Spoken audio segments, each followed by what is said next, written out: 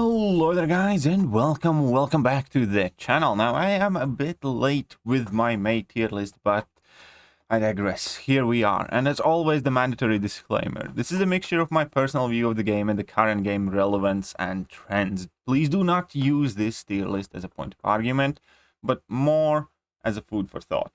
Each summoner has different needs and preferences that far outweigh the importance of this list. Please rank up champions that will help where you are trying to go, and do not blindly follow this list. That is one of the reasons why I do not add extra icons next to the champions, whether they need synergies, whether they need signature level or specific mastery setups or any of that stuff, because then everybody's forced to do some more research in those champions by themselves and fully experience, acknowledge, see the champion capabilities and what they are about, not just read it off a list and hit that rank up button, for instance. All that being said, what I mean by ranked champions that are getting you where you are trying to go, it's simple goal, objective, solution orientated rank up system. If you're struggling with a boss fight or a piece of content, rank up a champion that's going to help you clear that piece of content, which is going to let you get more rank up materials and rank up next champion for your next challenge. If you need champion for your Alliance War attack, focus on that. Ignore this list. If you need a champion that's going to help you with your prestige so you can get in better alliance, rank up that. Ignore this list. So on and so forth. Whatever is going to make your life easier in dealing with your current goal and objective is who you should be ranking. That being said, let's go over the changes and obviously the new champions. So we're going to start with Black Cat. Initially, I actually placed Black Cat a tier higher, but as I was recording this video the first time, I did demote her midway through. Now, I unfortunately did have to re-record this video, but I'm going to explain the train of thought. I do think she's amazing. I do think we have seen some great damage from her in Labyrinth, in Abyss, and if she does have a great matchup, she will be absolutely outstanding. I do, however, have my doubts about her relevance in Alliance War, her relevance in Alliance Quest. I have my doubts about her being an MVP questing champion as well, and also Battlegrounds, for instance. I don't think she's a really tough defender, for instance. She might be great attacker for some of the metas, but it's safe to say she's nowhere near close to the actual status of the meta. So I do think she has great damage, very great qualities, but when I had her up here, I realized that every single champion above her and in this tier has something that they are pretty much by far the best at. We have Falcon, who reduces opponent's ability accuracy by 100% and is fantastic doing so. Black Cat goes up until 60% ability accuracy reduction, and then you can stack on the 40% much later on in the fight, and it's nowhere near as effective. Debuff shrugging. She can shrug up debuffs with level 1, but we have Shang-Chi, Kingpin, Mallman, Aegon, all of the champions, even Hitmonkey, who shrug off those debuffs much better, much quicker. So on and so forth. Basically, everything she does, there are champions who do that job better. Now, she does have quite a lot in her kit, which can potentially push her higher. And obviously, if she does perform, then I will move her to whatever tier I feel she deserves to be in. But as of right now, we heard a lot of noise upon the time when she was released, kind of similar to, I don't know, Strife, you know, next Aegon, next king of everything. But then it kind of quiets down. Also, to explain the tiers themselves, top of the game means exactly what it says. The best champions in the game, creme de la creme, by far the champions that perform amazingly virtually in every game mode. You can check these as well as, I don't know, as a comparison, for instance, for Battlegrounds. Virtually almost all of these champions will be in your decks with majority of the nodes. These are the champions that will perform in most of the game modes out there. In Alliance Wars, Alliance Quest, questing, Battlegrounds, I don't know, incursions, story content, everything else from A to Z. Almost all of these champions will do great in majority of those game modes. Meta is similar, just not quite as extensive. Meta is the champions that are pretty much the best for what they do, but what they do might not necessarily be as common. But these are the champions that people most often tend to lean on. These are the champions that you will most frequently see together with the top of the game champions when you visit YouTuber streams. Whatever content they are doing, basically 2 of these groups of champions will pretty much always be used. Frequently useful is the group of champions that might not necessarily be always everybody's go-to solutions, but they still appear quite often, quite a lot for many things across the contest. Hence the name. Frequently, they are getting used as some of, if not the best solutions for specific problems. That is exactly how it sounds. Useful champions, again, is just a bit more diluted version of that. Champions that still can have something that they are borderline the best at. Champions that have their time and place in the contest and that, are still worthwhile rank ups if you have the luxury to do so. But realistically speaking, if you don't rank up a single one of these champions and you focus on stuff that's on the left side from here, you're still probably going to be fine. You might not have the perfect counter for everything, but I personally believe that pretty much everything champions in this category do can be replaced by champions that just do more and are overall somewhat superior. Occasionally useful, again, are champions that can have a place, can have a time, but for most part, that pretty much always will be better options with very, very rare exceptions. And it is not a bad place to be. I'm not trying to say that these champions are bad by any means. For instance, Carnage is one of my most favorite champions in the game. I absolutely love using him. Similar with Man-Thing.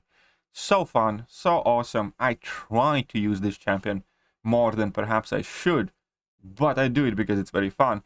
And there's absolutely nothing wrong if some of your personal favorite champions are in here. It doesn't mean that they are bad champions or you shouldn't like them. It just means that, in my opinion, objectively ranking them, they're not necessarily the best option to go with or the best kind of like most logical, reasonable solution to a puzzle.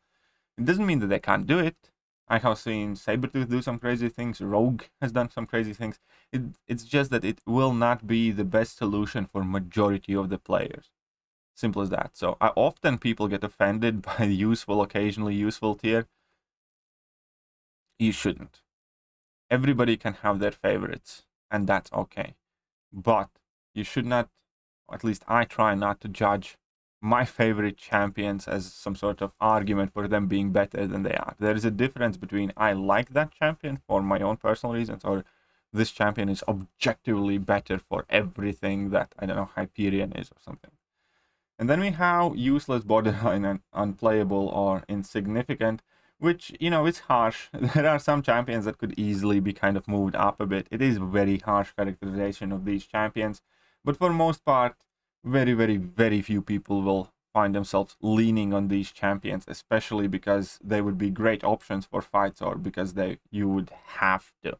For the most part, if people rank these champions up, then it typically happens to be either it is for something like Alliance War defense, or just because they are your comic favorites, or just because you really, really, really like them. There are some champions that can do something very, very infrequently. I think like Airwalker, for instance, can do some stuff. And these champions also are either just kind of like the most underwhelming creations by Kabam, or champions that are significantly, severely outdated. Simple as that. Right. So I discussed the Black Cat already. I don't think it's any shame at all. Highest I ever put champions typically is frequently useful upon their release. The only exception has been Omega Sentinel, which I'm still currently standing by. And this second champion of the month, Scorpion, I'm going to place in frequently useful tier. And the thing with Scorpion is because I do think he provides many new options, avenues. I do think that Rapture immunity is going to become more and more increasingly important in the game. I do absolutely love the fact that he can pick and choose with what type of debuff he can access, therefore that utility is immediately multiplied. You can go with poison when you need, I don't know, acid wash lanes, or you can go for shock when you need that, and you can go for rapture when you need to inflict raptures on an opponent. On top of that, selectable immunities is also very, very powerful. Then he has access to petrify, like most of the good science champions. If you have synergy, he has access to slow, and obviously there's great damage output and very, very solid numbers. Now, I do think that Scorpion is going to be a champion that is more visible, more in forefront in competitive game modes. I can see Scorpion being used more in Battlegrounds, in Alliance War defense, potentially even in Alliance War offense, also considering how sturdy and stable his stats are and how versatile he is.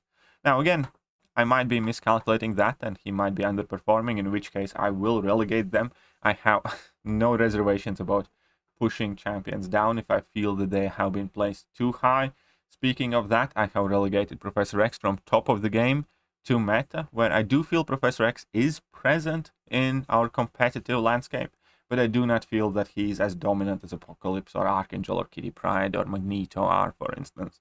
So I do think he's objectively 5th best mutant, but I do think that there is a difference between 4th and 5th place. That's why we have relegated him.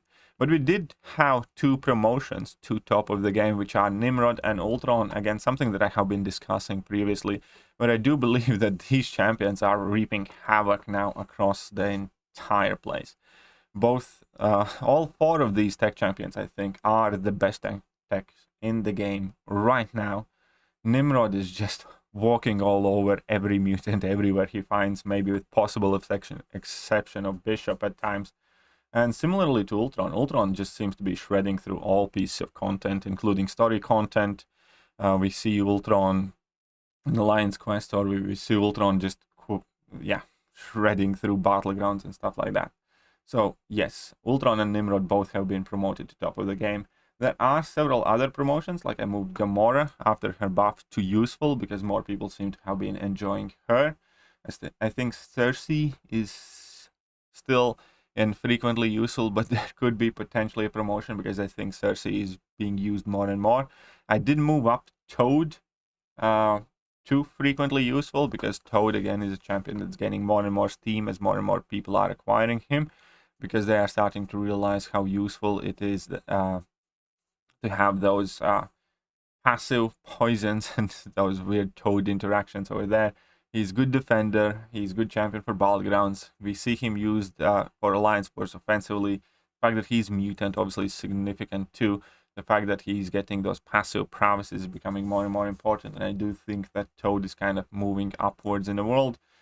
Same potentially could be said about Sauron, but I haven't seen as much of him yet.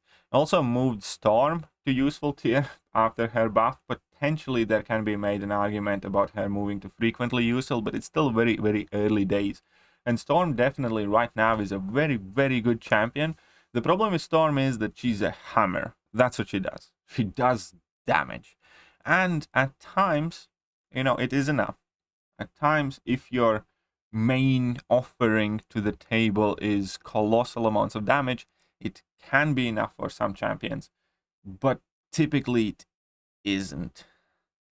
Typically it isn't as easy or straightforward. You need more. And for Storm to get more, you need to work very hard. You need to give her synergies, you need to make her horseman, or you need to do all the other extra stuff. And as I discussed in a separate video, you really, in scenarios where it matters, just don't do that. In Alliance Wars, you're not going to make her horseman for most of the time. In Alliance Quest, maybe if you really try to accommodate that. In Battlegrounds, you can't do that. In story content, there's only 6 fights on a path, and quite rarely you're going to pick Horseman Storm over ramped up Apocalypse. So I do think that that is obviously huge top ceiling, and maybe the damage is going to be enough to elevate her further and further. But right now, I am leaving her right here where she stands. Now, Bishop has also have a promotion to meta, because I think the Bishop's dominance in Battlegrounds, in every meta of Battlegrounds, is kind of helping people notice him more and more, and we can see Bishop being used more all over the contest as a suitable option for many different problems and fights. So I moved Bishop from frequently useful to meta tier. There have been a couple of other smaller or less notable adjustments. America Chavez has been moved to up from useless to occasionally useful tier. There have been some more changes that I will try to find in a second. Anti-Venom has moved up. Anti-Venom is definitely one of those champions that is again slowly gaining more and more of his popularity. And it turns out that he's quite good for quite a lot of stuff. Not even quite good, that he's amazing. For me personally, he kind of resurfaced into picture after his release from that Come Out to Play Karina challenge. But I have seen more and more people rank him up, enjoy him, use him. Those immunities are coming in handy to deal with hazard shift. And then obviously the heal reversal and pretty much everything else about the guy. So there is that. I think that is just about it for the changes here. I don't think I have forgotten anything. Let me know what you guys think. I will leave a link to this tier list obviously in the video description. I hope you guys have enjoyed this video, and I will catch you guys later. See ya.